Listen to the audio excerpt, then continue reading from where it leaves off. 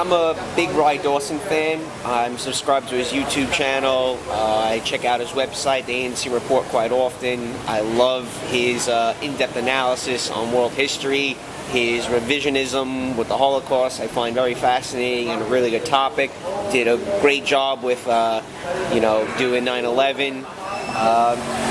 Now, I'm doing this video not to disrespect him or undermine his point of view on anything. I just want to give a little bit of a different perspective on the Vietnam War in particular and colonialism.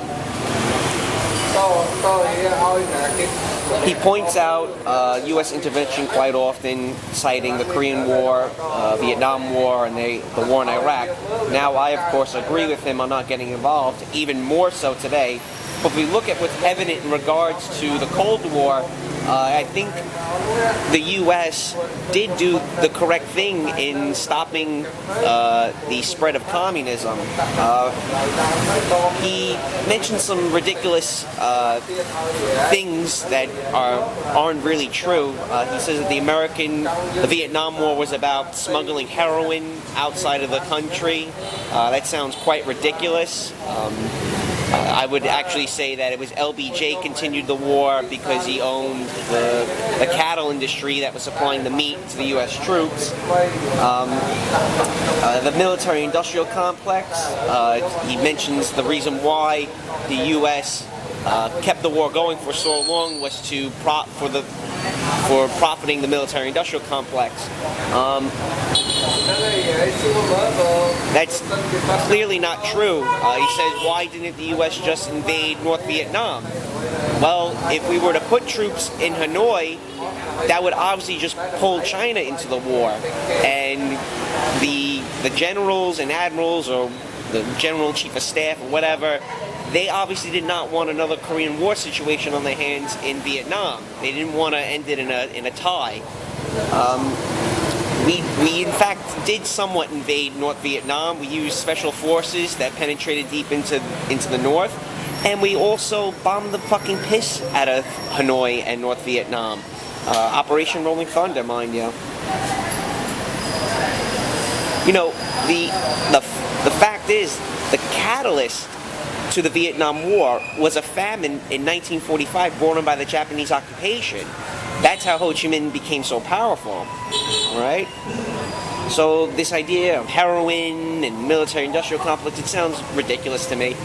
China was already in the war at the early stages, and we were already fighting the Chinese to some degree. We did not want to fight them even further, fight them anymore. Obviously not to the scale of the Korean War, obviously.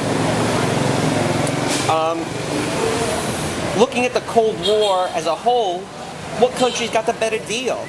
Laos or Singapore? Thailand or Cambodia? With that statement, do you not believe that the domino theory has any credibility? You said some 80% of the casualties on the U.S. side were minorities. Where did you get this information from? It sounds ridiculous to me. I'd love to know the reference. I'm currently living in Cambodia, and every weekend I go out to the countryside to view bombing sites. And from what I can see, the areas which were targeted were roads and Vietnamese rally points and logistic points, not towns, homes, and villages. So it's easy for me to say that the figures given on how many Cambodians died are vastly exaggerated.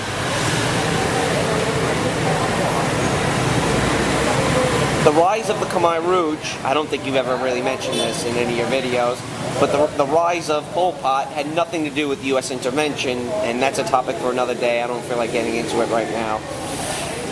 You can see that every time the U.S. removes itself from a region, something far worse has happened, whether it be in Vietnam, Somalia, Korea, and Iraq for that matter. If you were to ask any Cambodian about how they feel about the bombings, and they, for one, could care less, and two, would say thank you for helping us stop an invading force that they seriously have deep hatred for to this day. All right.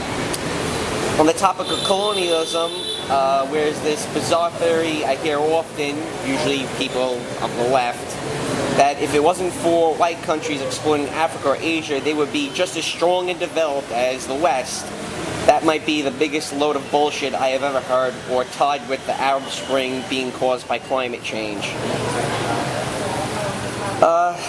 Since living in Cambodia, I have learned quite a bit about how much of a positive impact the French and the West has had on this country.